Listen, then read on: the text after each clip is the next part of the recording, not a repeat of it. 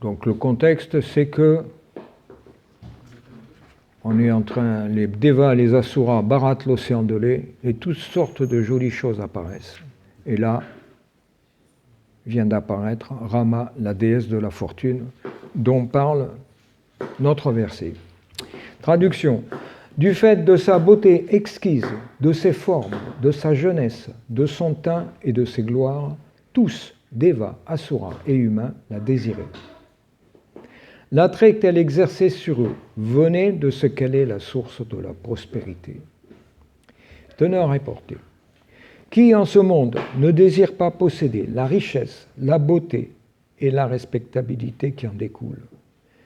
Les gens désirent généralement la jouissance matérielle, la richesse et une parenté aristocratique.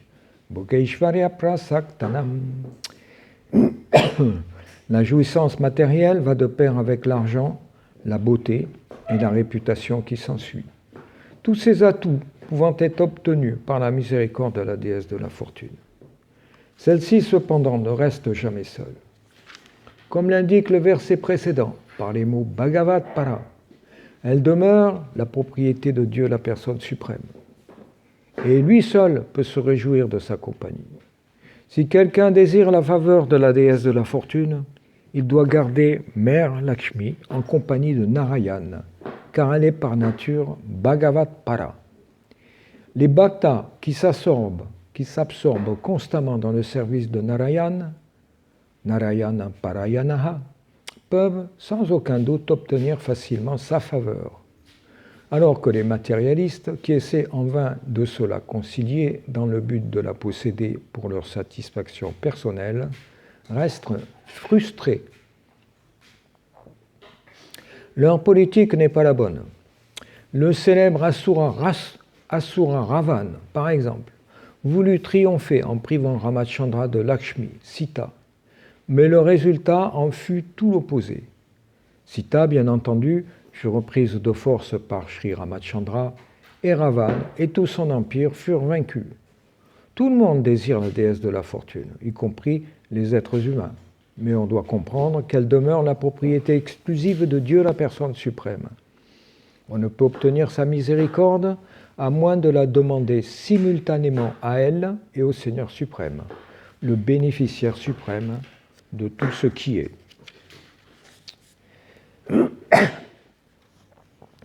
Om Ganatiminandasya Gyananjala Shalakalai Shachurumiritam Yena Tasmai Shigurave Namaha Shri Chaitanya Manubhishtam Stapitam Yena Bhutare Swayarupa Kadamadyanam Naditi Swaparantikam He Krishna Karina Sindurina Bandhu Jagatpate Gopesha Gopika Kantarada Kantanamasute Tapta Kanchana Gorange Radhe Vrindavaneshwari Vishabhanu Sute Devi Pranamami Hari Priye Vanchakalpatarubhyascha Kripa Sindhuya Evacha Patitanam Pavanebhyo Vaishnavibhyo Namo Namaha Shri Krishna Chaitanya Prabhu Nityananda Shri Advaita Gadadhar Shivasadi Gaur Bhakta Vrindam Hare Krishna, Krishna Krishna, Hare Hare, Hare Rama, Rama Rama, Hare Hare. Traduction de nouveau. Du fait de sa beauté exquise, de ses formes, de sa jeunesse, de son teint et de ses gloires, tous, Devas, Asuras et humains, la désiraient. L'attrait qu'elle exerçait sur eux venait de ce qu'elle est la source de la prospérité.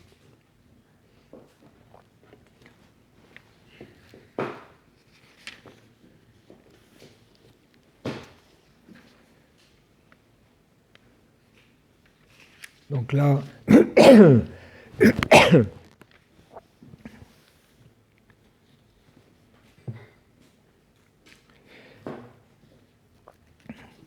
là, l'océan de lait, qui est en plein barattage, laisse apparaître beaucoup d'opulences qui sont distribuées alternativement aux Devas et à Asuras.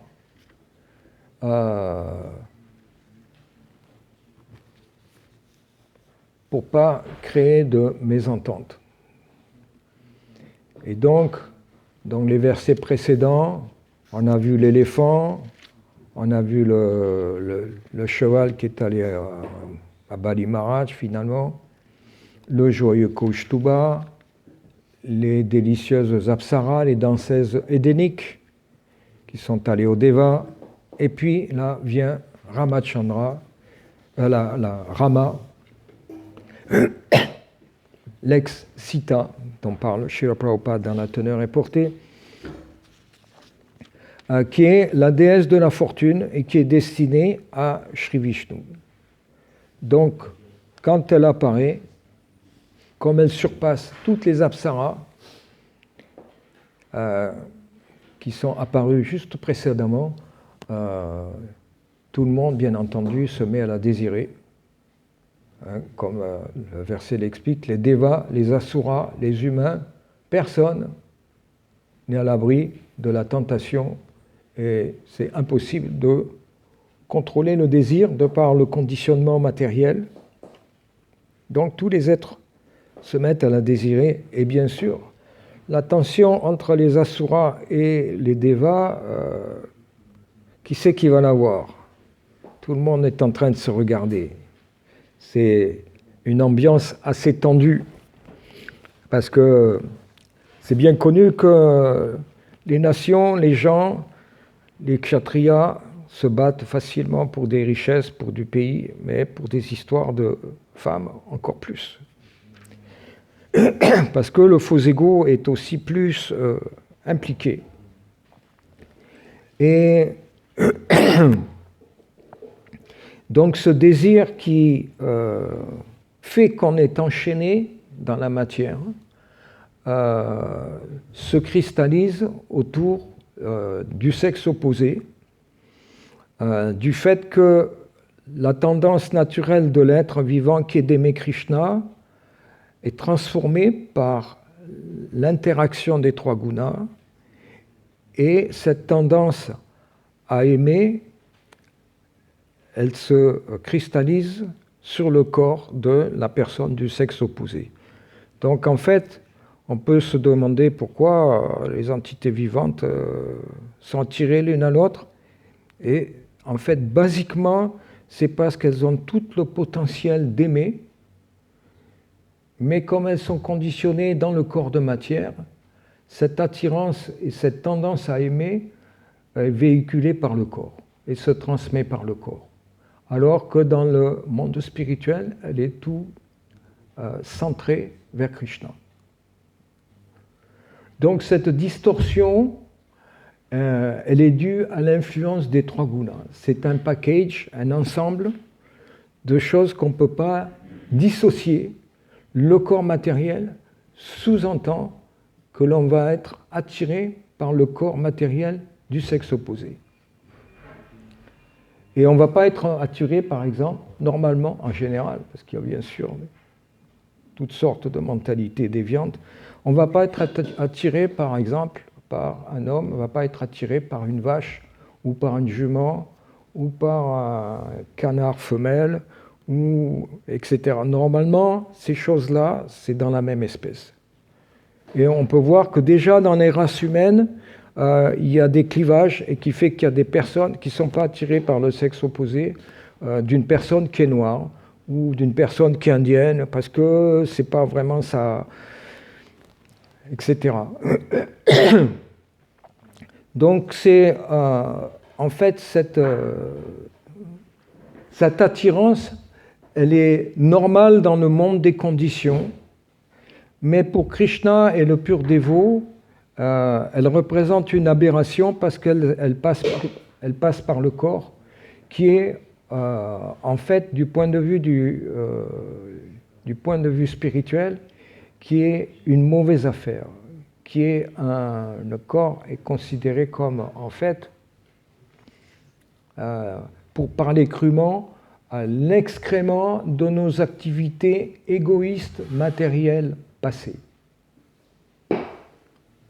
Et qui est normalement destiné à continuer le même type d'activité matérielle, égoïste, de la même manière qu'elles ont été accomplies dans le passé, avec des subtilités et des changements, qui fait que ça va déterminer des corps différents. Mais le corps en lui-même matériel, les gens ne sont pas éduqués dans le monde comme quoi le corps est une mauvaise affaire. Parce que, en général, les gens et les animaux, on voit aussi, quand ils commencent à prendre possession de leur corps et de jouer, d'être experts, le corps répond au désir. Le corps fait pratiquement ce qu'on veut quand on est jeune. Quand on est vieux, ça change. Le corps devient de plus en plus un boulet et on réalise sa nature de plus en plus pesante, lourde. Alors que quand on est jeune, l'illusion nous fait croire que le monde est à nous, tout est possible, tout est permis, toutes les options sont sur la table, comme disent les politiciens, n'est-ce pas? Mais en fait, c'est une grande illusion parce que le corps est tout ce qu'il y a de plus temporaire. Mais quand on est jeune, n'est-ce pas, on ne réalise pas que le corps est temporaire. On ne réalise pas la fragilité du corps. On ne réalise pas comment la vie est tellement éphémère et tellement dangereuse comme une goutte d'eau sur une feuille de lotus ou la fleur de lotus. Comme c'est une plante grasse, c'est instable. Et donc la moindre vibration, plouf, la goutte d'eau, elle tombe. De la même manière, la vie dans le fait de vivre dans le corps, c'est une situation très inconfortable et temporaire. Mais on ne le réalise pas parce qu'on ne voit pas le corps vieillir, on ne voit pas le temps changer les choses. C'est la chose la plus étonnante. Quand Maharaj Yudhishthira avait été questionné et testé par Yamaraj, quelle est la chose la plus étonnante dans ce monde? Et Maharaj Yudhishthira de répondre qu'en fait, tout le monde voit tout le monde autour de lui mourir et dépérir, mais personne réalise et prend les mesures pour faire quelque chose pour contrecarrer le fait que lui aussi, il va mourir. On pense toujours que l'accident et la mort, c'est pour plus loin, c'est pour les autres. Et en fait, tout autour de nous, c'est omniprésent, mais on ne le voit pas. Les brins d'herbe sont constamment en train de mourir et de se recréer. Et ils mangent leur propre corps, qui est digéré. Les arbres, c'est pareil. Dans la selva, la jungle, les arbres font une espèce d'humus. Plus il est épais, et plus les arbres ils peuvent pousser très haut. Donc, en fait, c'est les arbres eux-mêmes qui s'auto-alimentent. Et on ne réalise pas, mais toutes les molécules que l'on absorbe, en fait, elles ont constitué un corps à un certain moment. On vit en fait de cadavres qui ont été recyclés par le cosmos, qui est présenté sous une forme qui est un aliment que l'on cuisine, on digère et à nouveau ça repart dans le cosmos. C'est recyclé. C'est ça la matière. Mais l'être vivant, lui, est différent. Il n'a rien à voir avec ce cycle. Donc la culture védique est très profonde, très parfaite dans le sens qu'elle explique la position réelle de l'être vivant, le jiva, l'âme spirituelle, comment elle est différente des éléments matériels et comment elle est quelque part obligée de s'intégrer au corps matériel qui est dans un autre corps qui est celui du cosmos, qui est de l'univers.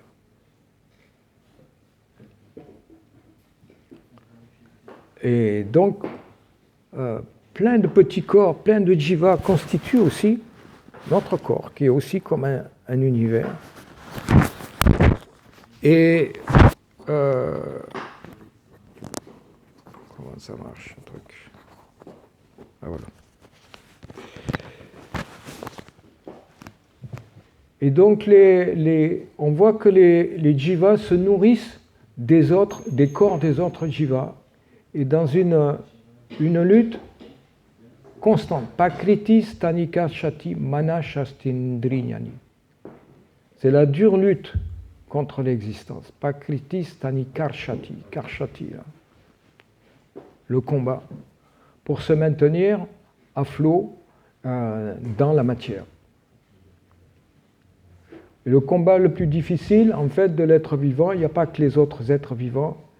Le premier combat, c'est les 6 sens. Et parmi eux, Mana Shastandhyani, le mental. Donc le combat le plus difficile de l'être vivant, en fait, ce sont les désirs matériels. Parce que les désirs matériels vont engendrer la concentration du mental, et quand les désirs sont assez forts, eh bien, c'est le corps tout entier qui se met en mouvement et qui agit. Donc la science du mental, elle est suprême entre toutes les autres, parce que c'est elle qui va déterminer dans quel sens nos actions vont être dirigées. Et là, on voit que Deva Asura humain, le sens de la vue, il est captivé par la déesse de la fortune. Et ils ne peuvent pas contrecarrer ça, parce qu'il est dit que les objets des sens sont plus forts que les sens. Donc c'est automatique. Ce sont des chaînes. On ne peut pas éviter d'être attiré, et donc de générer le désir de vouloir conquérir. Là, l'exemple, c'est la déesse de la fortune. Mais pour le commun des mortels, le jeune homme, il ne va pas pouvoir s'empêcher de désirer conquérir la jeune fille qui est à côté de lui. Par contre, l'intelligence est plus forte que le mental. Donc quelqu'un qui régule ses sens sait très bien que s'il agit de telle et telle manière, il va y avoir telle et telle conséquence, etc. et telle conséquence. Alors normalement, l'intelligence est à même de contrôler le mental et de contrôler les sens. Mais on voit que dans l'âge de Kali, les gens n'ont pas d'intelligence. Conséquemment, leur mental saute comme un tigre sur une biche, et les objets des sens sont victimes du tigre, du mental, de celui qui veut conquérir la chose. Donc ça crée bien sûr des batailles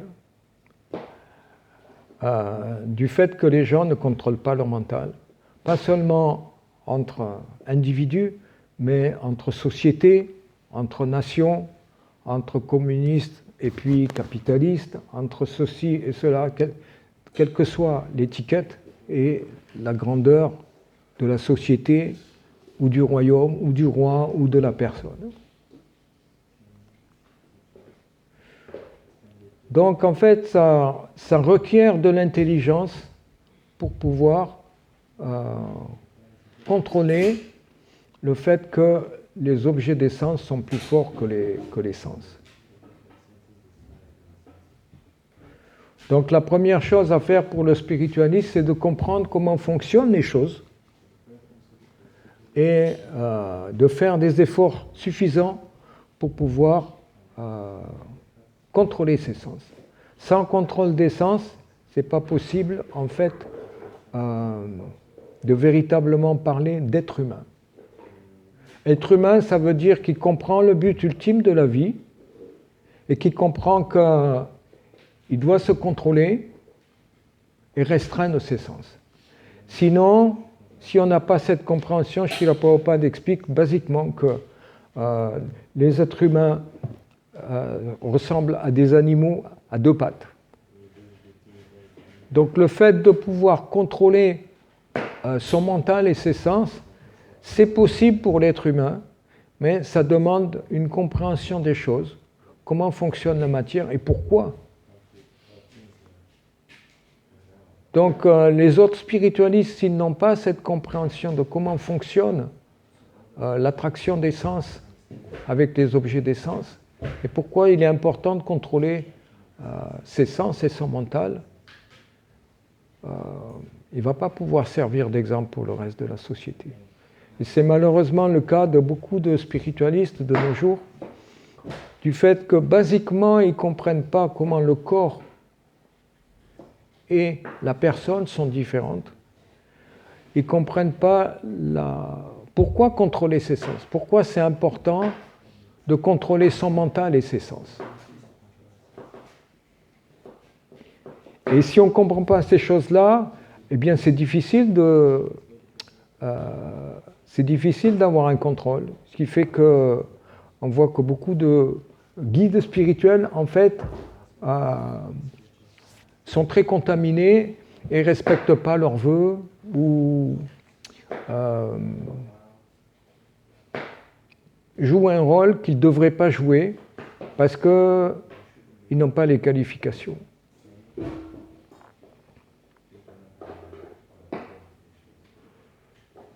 Donc il y a une histoire, je ne me rappelle plus dans quel Purana, où un démon, ils étaient deux démons en fait, deux frères démons, qui causaient des troubles aux Devas incroyables. Et les Devas n'arrivaient pas à s'en débarrasser. Donc finalement, ils sont allés voir Brahma, et Brahma a eu une idée, comme souvent Indra, les grands dirigeants, des fois ont des idées comme ça. Donc il a demandé à une jolie demoiselle de prendre un corps séducteur de femme pour aller séduire ces deux asuras. Donc elle a fait ça, bien entendu, les asuras ont commencé à vouloir la désirer chacun l'un pour l'autre. Chacun a voulu la désirer dans son coin pour soi. Et petit à petit, la dissension a commencé à germer dans le mental de ces asuras. Parce que chacun la voulait. Donc cette mentalité a créé une séparation entre eux. Et comme ils étaient frères, en fait, petit à petit, ça s'est fracturé. Et la fissure s'est agrandie. Et finalement, ils se sont battus et ils se sont entretués. Un classique. Alors qu'on voit que dans la position des dévots, on a plusieurs exemples de frères qui ont partagé la même épouse. Alors, qui c'est qui a une idée? Les Pandavas, par exemple. Alors, les Pandavas, c'est toute une histoire. Draupadi a été gagnée par Arjuna, officiellement, mais comme leur mère a prononcé, sans le savoir, le vœu que tout ce qu'ils avaient pu acquérir chacun indépendamment, ça serait partagé par les autres, il s'est retrouvé que Draupadi a été partagée entre 5 maris. Et elle a été critiquée pour ça, et elle a failli perdre sa chasteté parce que Dushashan l'a traitée de prostituée comme Karna, comme le clan des Kourous, quoi, classique. Et on connaît la partie de D où ils ont voulu la dévêtir et la traiter comme une prostituée. On connaît aussi l'exemple des Prachetas. Les Prachetas, c'était 10 frères ou 7 frères 10 frères. Qui ont fait des austérités très sévères dans le Treta Satya Yuga. Et comme ils étaient maîtres de leur sens, après avoir passé, je crois, 36 000 ans au fond de l'océan, c'est beaucoup, C'est des êtres humains, mais ils sont d'un autre yuga, donc en même temps, ils sont presque des devas. Ils ne sont pas des humains comme nous, mais quand même, ils appartiennent à la race humaine. Et ils sont capables de faire des austérités pendant 36 000 ans. Et finalement, ils ont pu avoir le darshan du Seigneur Shiva et aussi du Seigneur Vishnu, qui étaient particulièrement satisfaits de leur confrère, de l'état d'esprit très fraternel qu'ils pouvaient échanger entre eux dans le cours de leurs pratiques dévotionnelles et leurs austérités. Donc, en fait, on voit qu'en fait, cet esprit de fraternité entre frères et sœurs, pour parler, mettre la conversation à notre niveau, c'est quelque chose qui a le don de charmer Krishna et qui fait que, en fait, les facilités se manifestent. Il est dit aussi dans les Shastras que dans un couple, quand le mari et la femme s'entendent bien, automatiquement, Lakshmi se manifeste. Les opulences sont là et les facilités matérielles sont là. Et que dans le cas opposé, si le mari et la femme ne s'entendent pas, finalement, c'est la séparation, tout est vendu, les enfants à droite, les enfants à gauche, la maison, crédit 20 ans, elle est vendue pour rien, la voiture, etc. C'est la faillite complète. On voit comment l'opposé est vrai dans l'âge de Kali, tellement de divorces, tellement de séparations, et comment en fait les richesses, les opulences acquises, elles sont recyclées. Donc on voit qu'en fait cet esprit de fraternité entre les spiritualistes, elle est suprêmement importante parce qu'elle fait la force du groupe. Et donc même si la déesse de la fortune en personne se manifeste, ils ne seront pas tentés. Ils seront tentés, mais la raison prévaut. C'est là la différence avec les Asuras. Pour les Asuras, c'est, comme on va voir la suite de l'histoire, c'est chacun pour soi. Donc finalement, on voit que dans la suite des événements, quand la richesse ultime, le nectar de l'immortalité est apparu, les Asuras se sont mis, ont chippé la jarre de nectar et se sont battus entre eux. Chacun voulait l'avoir. Il aurait pu se passer très bien que la jarre soit cassée. Mais enfin, le divertissement, c'est pas ça. Donc les Asuras se sont battus. Quand il y a quelque chose qui vaut vraiment la peine et tout, les Asuras se battent. Et on voit dans notre âge de Kali comment les gens se battent pour tellement beaucoup moins, pour tellement peu. Les gens s'entretuent des fois pour quelques poignées d'argent. Parce que il n'y a pas de déesse de la fortune. Alors le moindre petit reflet qui brille dans l'obscurité, les gens pensent que c'est énorme et ils sont prêts à s'entretuer pour ça. Dans l'âge de Kali, c'est courant, c'est normal, presque normal.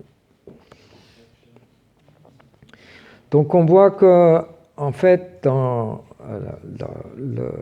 l'arme pour contrecarrer les dissensions, c'est de pouvoir garder un esprit d'unité, mais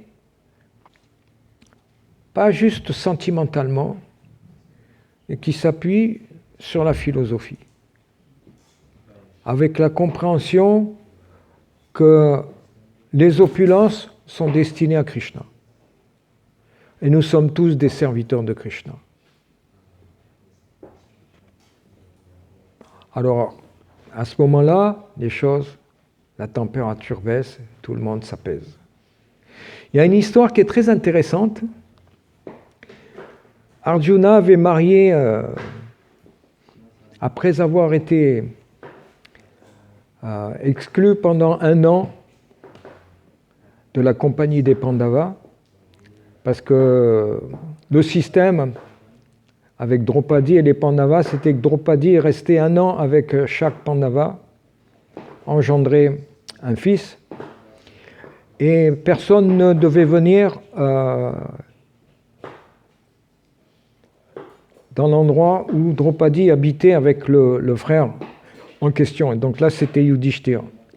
Et donc Arjuna a dû faire irruption dans l'endroit où vivaient Draupadi et Yudhishthira à ce moment-là, pour chercher son arc qui était là, parce qu'il y avait une bande de voleurs qui attaquait, et il en avait besoin. Donc il a tué les voleurs, mais bon, il a dû s'exiler pendant 1 an. Et quand Arjuna est parti, en fait, il y a beaucoup de princesses qui ont voulu le marier parce qu'il était beau, fort, connu, etc. Kshatriya. Donc,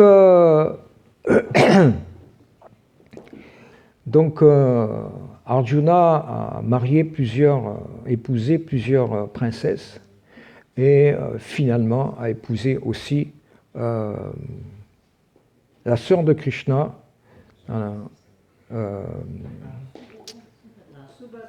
Subhadra. D'ailleurs, avec une ruse digne d'Indra, en se déguisant en sannyasi. Ce qui a provoqué donc la colère de Balaram, mais bon, Krishna étant l'ami proche d'Arjuna, a pu apaiser Balaram et faire en sorte qu'il accepte le kidnapping de Arjuna avec Subhadra. Maintenant, le problème qu'il y a eu plus tard, c'est que Draupadi n'était pas contente. Quand l'année s'est terminée, Draupadi était jalouse. Comment t'en as profité? T'as épousé plein de princesses. Aussi parce que, on le voit à la fin du Mahabharata, parce que Arjuna, c'était le favori, en fait, de Draupadi. Mais elle ne le laissait pas paraître. Mais néanmoins, dans son mental, elle le pensait comme ça. Et donc, quand ces reines se sont retrouvées ensemble, Krishna a donné un conseil à Subhadra. Il lui a dit, habille-toi en gopi. Habille-toi en gopi. Et donc, Draupadi devait rencontrer Subhadra et être co-épouse. Et en fait, quand elle a vu apparaître Subhadra, elle était allumée, Draupadi était allumée et sentait qu'il y avait une rivalité qui était là. Et quand elle a vu Subhadra apparaître en gopi, elle était vraiment étonnée et sa jalousie a complètement tombé. Krishna avait vu juste. Et donc le fait que Subhadra se soit habillée en gopi a rappelé en fait à Subhadra a rappelé à Draupadi qu'en fait la position de toutes les femmes est en fait de servir Krishna. Qu'on soit princesse ou qu'on soit gopi, pour Krishna, il y a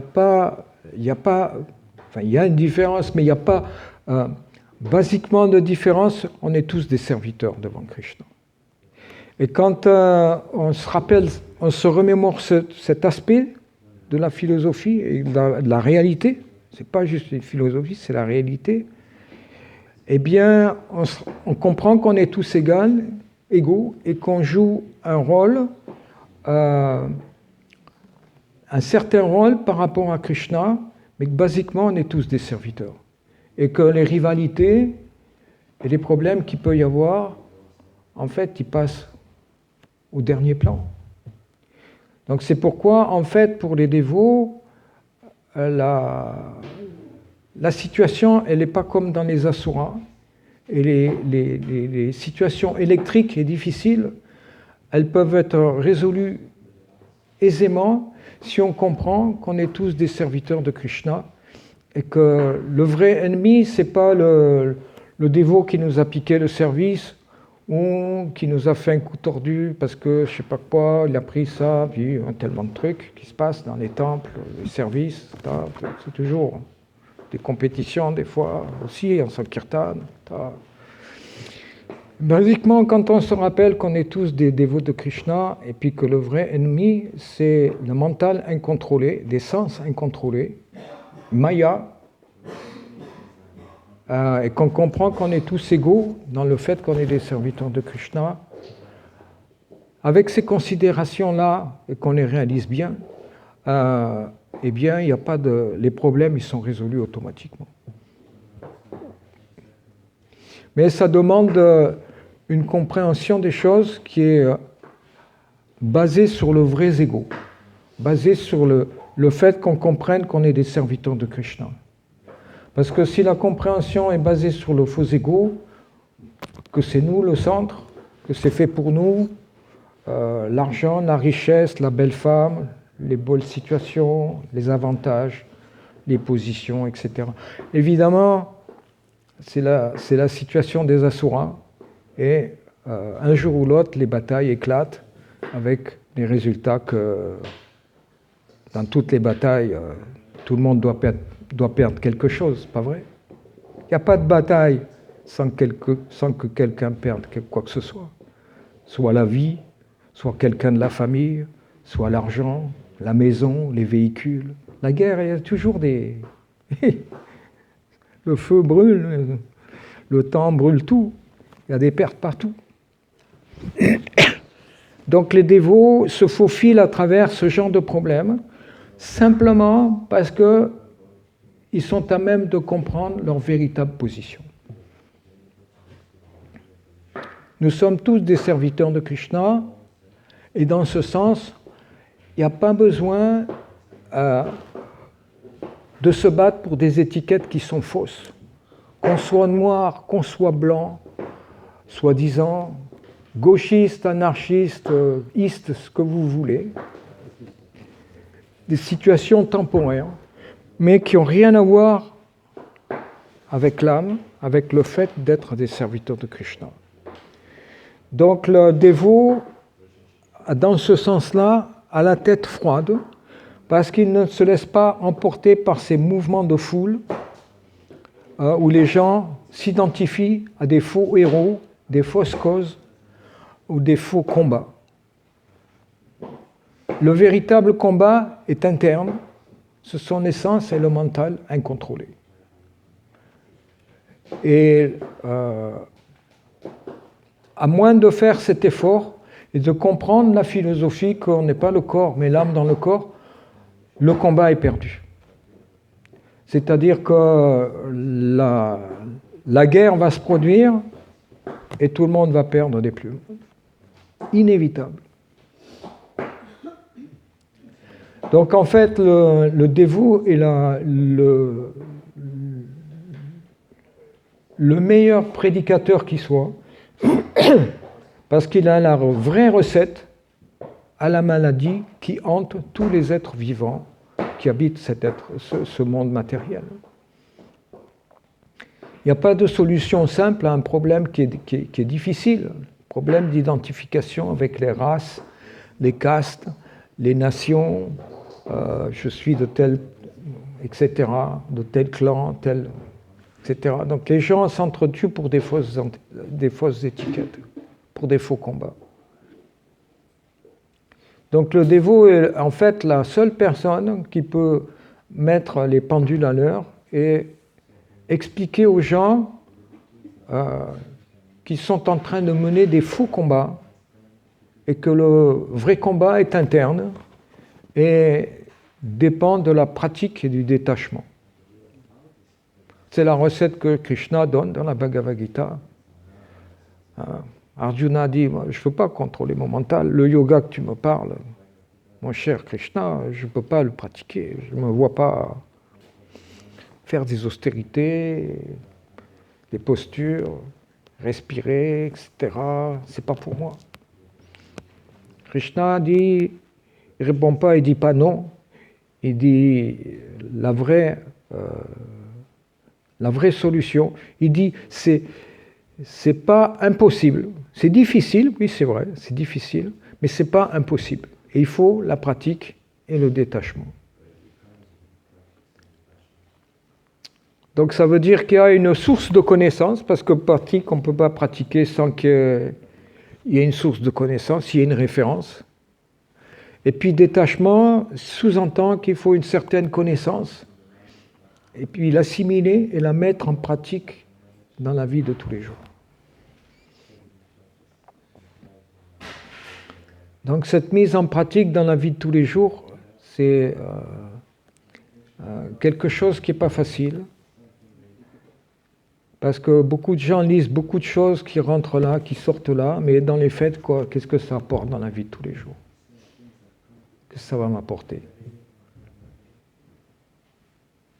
Faut voir la réalisation dans la vie de tous les jours. Comment les gens vont dealer avec les situations, avec les autres personnes, avec les problèmes, etc. Donc, la solution, Krishna dit, en fait, en gros, pour nous, lisez Bhagavad Gita et chantez vos tours. Apprenez à contrôler le mental. Et plus techniquement, Rupa Goswami explique qu'en contrôler le mental, et on s'aide beaucoup, si ce n'est pas principalement, en contrôlant la langue, qui va contrôler l'estomac et qui va contrôler les génitaux, qui sont des pieuvres tellement puissantes. Contrôler la langue, donc on y arrive en prenant du prashad et en chantant Hare Krishna, Krishna Krishna, Hare Hare, Hare Rama, Rama Rama, Hare Hare. Alors, la recette est simple, mais bon, il faut la prendre progressivement, petit à petit, mais avec constance. Drida Vrataha. Satatam Kirtayantomam. Yutantascha Drida Vrataha. Avec une ferme détermination. Krishna a dit c'est possible, mais il faut s'accrocher. Parce que sinon, on est dans un océan, l'océan des naissances, maladies, de la mort. C'est un océan encore plus fort, plus puissant que le Pacifique, l'Atlantique. On est assuré de couler. Pour se garder à flot, il faut vraiment un navire qui transcende. Donc Krishna explique ces choses-là par la pratique et par le détachement, ce qui pour nous, dans l'âge de Kali actuel, revient à continuer à chanter Hare Krishna avec détermination en essayant de contrôler son mental et de ramener à l'écoute et de prendre du prashad. Et si on peut prêcher, c'est encore mieux parce qu'on réalise la connaissance. Et la réalisation de cette connaissance synthétise le gyan en vigyan, fait que la connaissance devient facile à être appliquée dans la vie de tous les jours, devient réalisée. Et le caractère change, et les gens écoutent, et le monde se transforme parce qu'on se transforme aussi. Je vous remercie pour votre attention. Peut-être vous avez des commentaires ou des questions.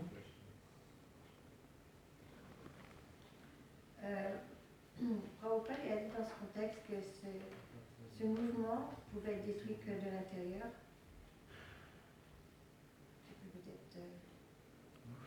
C'est la question? Oui, que peut-être tu peux... Oui, c'est une question. Comment est-ce que ce mouvement peut être détruit que de l'intérieur? Pas de l'extérieur. Ah, le mouvement Hare Krishna, comment il peut être détruit de l'intérieur? Le mouvement pour la conscience de Krishna ne peut pas être détruit par des forces extérieures. Srila Prabhupada explique ça.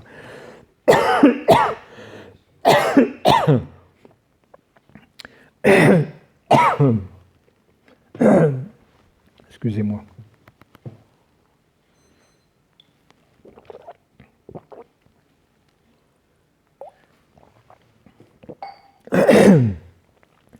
Intérieurement, il ne peut pas être détruit parce que c'est le désir de Krishna que ce mouvement s'amplifie et il conquiert toute la terre. Par des armes qui vont séduire les gens, qui sont le bon caractère, le bon prashad, la bonne philosophie, des bons festivals, des belles murtis. Tout ça joli. C'est un mouvement de séduction. Le mouvement, par contre, peut être ralenti quand les dévots deviennent distraits dans leur sadhana et graduellement dissolvent leurs vrais égaux, qui est d'être serviteur de Krishna, et petit à petit ont des tendances à vouloir se servir eux-mêmes, ou à servir leur cause ou leur point de vue, et la dissension s'installe dans le groupe des dévots, et des cassures se font. Là, la situation est dangereuse. Mais ce mouvement, strictement parlant, il peut y avoir des problèmes dans la mécanique du rouleau compresseur. Ça peut être ralenti. Mais le mouvement tel que l'a construit Srila Prabhupada, c'est un rouleau compresseur qui lamine toutes les fausses conceptions matérielles du passé, qui refait la route à neuf. Aucune spéculation, tout est clair, tout est net, tout est plat. Simplement, si les dévots ne sont plus ensemble, des fractions peuvent se créer et la mécanique se ralentir. Mais strictement parlant, ce mouvement c'est pas possible qu'il soit détruit parce que c'est le désir de Krishna et de Chaitanya Mahaprabhu qu'il se développe dans le futur. Donc il peut être ralenti et on voit des circonstances externes peuvent ralentir le mouvement, des circonstances internes peuvent ralentir le mouvement, mais l'un dans l'autre, sur l'ensemble de la planète, des dévots progressent. Le sanon est de plus en plus distribué, le prashad aussi, les temples s'ouvrent, les centres aussi, les restaurants s'ouvrent. On voit.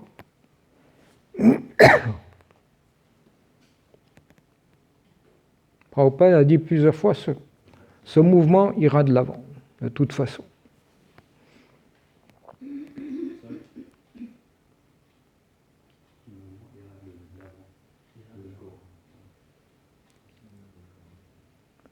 Antaraj Srimad Bhagavatam ki, Srila Prabhupada ki, Gaura Premanandi. Hare Krishna, Krishna Krishna, Hare Hare, Hare Ram, Hare Ram, Ram Ram, Hare Hare.